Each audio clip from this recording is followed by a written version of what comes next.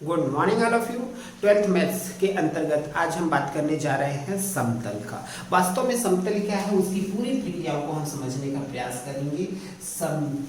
समतल को समझने से पहले जैसे इस एग्जाम्पल के तौर पर मैं आपको बता दूं कि जो ये कॉपी है, अगर ये कॉपी में मान लो एक समतल है, तो ये जो समतल है वो किस प्रकार से स्थित है, वो किस डायमेंशन में स्थित है, तो अक्षों से उसका क्या संबंध है, इन सारी बातों पर हम आज विशेष रूप से चर्चा करेंगे। और चलिए बात करते हैं सबसे पहले हमारे समतल की। तो जैसे यहाँ पर हमारा ये तीन अक्ष है, त्रिविमीय निर्देशांक ज्यामिति के अंतर्गत एक्स अक्ष, वाई अक्ष और जेड अक्ष। तो अगर कोई समतल है, फॉर एग्जाम्पल जैसे मैंने यहाँ बनाया हुआ है इस प्रकार से, ये हमारा एक समतल है ए बी और सी। ए बी सी जो है वो हमारा एक समतल है, तो निश्चित तौर पे इसके जो निर्देशांक होंगे वो मान लो x1 y1 z1, इसके निर्देशांक x2 y2 z2 और इसके निर्देशांक x3 y3 और z3 है। तो इस तीनों बिंदुओं के जो निर्देशांक हैं, तो निश्चित तौर पे इसका जो सेंटर O है, O से A की दूरी हम मान लेते हैं स्मॉल a, O से B तक की दूरी हम मान लेते हैं स्मॉल b और O से C तक की जो दूरी हम मान लेते हैं स्मॉल c। तो इस स्थिति में सबसे पहले हम बात करेंगे व्यापक समीकरण का। तो इसका जो व्यापक समीकरण होता है, समतल का जो व्यापक समीकरण होता है वो क्या हो जाएगा, इसके according A X plus D Y plus C Z plus D which is equal to 0। ये व्यापक समीकरण की श्रेणी में आता है। और अगर इसी समीकरण को हम परिवर्तित करेंगे किसी बिंदु से होकर जाने वाले समतल बिंदु x1 y1 z1 से होकर गुजरने वाले समतल, अगर बिंदु x1 y1 z1 से होकर गुजरने वाला जो समतल है उसकी बात करें तो हमारा समीकरण हो जाएगा a x minus x1 plus b y minus y1 plus c z minus z1 which is equal to d। ये माना जा सकता है इसके अकॉर्डिंग ये जो हमारा इक्वेशन है वो तैयार हो जाता है a x minus x1 b y minus y1 c z minus z1 equal to d। तो यहाँ अगर हम बात करें a b c, तो ये वास्तव में क्या होता है, तो ये कहलाता है दिक् अनुपात। ये जो दिक् अनुपात है उसका एनालिसिस कैसे किया जाएगा कि इन्हीं की दो बिंदुओं के बीच की दूरी, मतलब जैसे यहाँ हम सेंटर से बात किए हैं तो सेंटर से उसकी दूरी का एनालिसिस करेंगे, उस आधार पे हम उसके दिक् अनुपात का जो है एनालिसिस करते हैं। तो ए बी सी जो है वो दिक् अनुपात हो जाएगा और इसी के आधार पर इसके दिक् कोज्याओं का भी निर्धारण किया जाता है, उस पर भी हम बात करेंगे। दूसरा समीकरण अगर हम बात करें जो ए बी और सी है वो कहीं ना कहीं अंतःखंड है। इस डायग्राम की अगर बात करें O से A तक ये एक खंड हो जाएगा, O से B तक एक खंड हो जाएगा और O से C तक एक खंड हो जाएगा।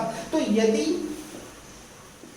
A B C अंतःखंड है, ये जो है वो अंतःखंड है और अंतःखंड अगर दिया जाता है तो उस समय हमारा जो समतल का व्यापक समीकरण होता है वो परिवर्तित होकर हो जाता है x upon a plus y upon b plus z upon c which is equal to 1। तो जब अंतःखंड प्रोवाइड किया गया हो तो उस समय हमारे जो समीकरण हो जाते हैं x upon a plus y upon b plus z upon c is equal to 1। अब हम बात करेंगे अगर यही जो समतल है वो लंबवत रूप में मौजूद है और लंबवत दूरी हमको पता है। तीसरा, यदि लंबवत दूरी P हो, जैसे कोई समतल है, एग्जांपल के तौर पे यहाँ पर भी ये समतल मान रहे हैं, ये सेंटर से इस समतल की जो लंबवत दूरी है वो हम मान ले रहे हैं P। तो उस स्थिति में हमको निकालना पड़ेगा इसकी दिक् कोज्याएं, और दिक् कोज्याएं जो होगी वो L, M और N के रूप में प्रदर्शित की जाती है। L का एनालिसिस बिल्कुल आसान है, जो हमारे दिक् अनुपात हैं उसी के आधार पर L, M, N का एनालिसिस किया जाता है। तो L का जो मान है वो होगा a upon root over a square plus b square plus c square, m is equal to b upon root over a square plus b square plus c square और n is equal to c upon root over a square plus b square plus c square. तो सबसे पहले हम analysis को समझ लेते हैं, उसके बाद क्वेश्चन के माध्यम से इन सारे क्वेश्चनों को समझने का प्रयास करेंगे। तो चलिए देखते हैं, अगर लंबवत रूप तो L, M, N जो दिक् कोज्या दी हुई है और लंबवत दूरी P पता है, तो उस आधार पर हमारे समतल का समीकरण हो जाएगा Lx plus my plus nz is equal to P। तो ये कुछ इक्वेशन है जिसके आधार पे हम जो 7 को निम्न रूपों में परिवर्तित कीजिए। पहला है व्यापक रूप, दूसरा है अंतःखंड रूप और तीसरा है अभिलंब रूप। तो चलिए देखते हैं हमारा जो क्वेश्चन है वो किस अकॉर्डिंग कार्य करता है और उसी के अकॉर्डिंग हम उसका सॉल्यूशन किस प्रकार से तैयार कर सकते हैं। तो सबसे पहले हम बात करते हैं व्यापक रूप की। तो जैसा कि बताया गया था हमारा जो व्यापक रूप था वो था ax plus by plus cz plus d is equal to 0। जबकि हमारा दिया गया समीकरण हमारे पास दिया हुआ है 2x minus 3y plus 6z which is equal to 7। तो अगर हम ध्यान दें तो ax plus by plus cz जो d है वो उस पार रखा हुआ है यहाँ पर और जबकि d इस पार है। तो उस आधार पे हम बात कर रहे थे प्लस 7 जो है उसको इस पार ट्रांसफर कर देने का और अगर ऐसा करते हैं तो 2x minus 3y plus 6z minus 7 which is equal to 0। और कुछ करने की आवश्यकता नहीं, यही हमारा क्या है व्यापक समीकरण है। व्यापक रूप में जो हमारा इक्वेशन है वो परिवर्तित हो चुका है। तो बहुत ज़्यादा मेहनत करने की आवश्यकता नहीं होती, हमारे मैथ्स के क्वेश्चन बहुत आसान होते हैं, प्रक्रियाओं को हमको समझने की जरूरत होती है। तो चलिए बात करते हैं दूसरा अंतःखंड रूप का।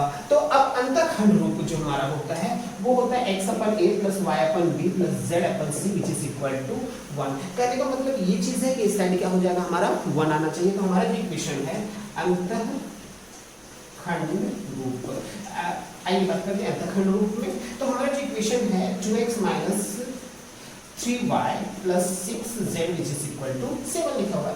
अगर इस 7 को मैं नीचे ट्रांसफर करता हूँ तो वहां पर आ जाएगा 1। तो 2x minus 3y plus 6z is equal to 1 upon जो हो जाएगा वो 7 को मैंने इस पार ट्रांसफर किया हुआ है। अब इसको हम अलग कर देते हैं 2 upon 7x minus 3 upon 7y plus 6 upon 7z which is equal to 1। अब अगर हम ध्यान दें तो x अपन a जो है वो अपन में है अंतःखंड के रूप में। तो इसलिए हम यहाँ पर करेंगे x 7/2 minus y 7/3 plus z 7/6 which is equal to 1। तो इस आधार पर अगर हम एनालिसिस करें एबीसी के तुलनात्मक रूप से तो a का जो मान हो जा रहा है वो हमारे पास हो रहा है 7/2, b का जो मान हो जा रहा है माइनस 7/3 क्योंकि यहाँ माइनस है और यहाँ प्लस है। तो उस आधार पर b का जो मान हो जाएगा माइनस 7/3 और c का जो मान हो जाएगा वो 7/6 होगा। तो ये रहा हमारा अंतःखंड रूप, जो इक्वेशन है उसको अंतःखंड रूप में परिवर्तित किया जा सकता है।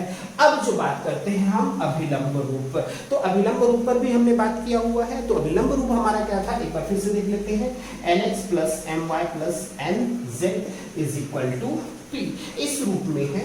तो यहाँ हम कैसे करेंगे, p जो है वो लंबवत रूप रखता है और l का जो मान है वो बताया गया है a upon root over a square plus b square plus c square. तो सबसे ज्यादा हमको आवश्यकता होगी root over a square plus b square plus c square. तो हमारा इक्वेशन फिर से एक बार देख लेते हैं। हमारा इक्वेशन क्या है 2x minus 3y plus 6z which is equal to 7।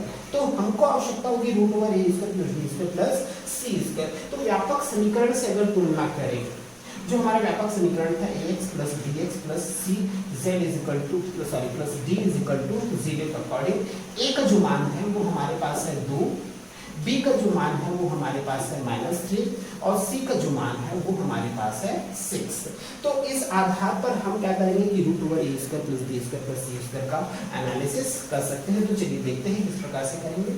Root over a square plus b square plus c square, तो यहाँ से अगर हम देखें तो 2 का स्क्वायर 4, 3 का स्क्वायर 9 और 6 का square 36 plus 9 45, 4 9 49 which is equal to 7। कहने का मतलब ये चीज है कि हम 7 का दोनों पक्षों में भाग दे देते हैं, दोनों पक्षों में 7 का भाग देने पर, दोनों पक्षों में अगर हम 7 का भाग दे देते हैं तो 2x minus 3y plus 6z अपन हो जाएगा 7 विच इज इक्वल टू 7/7।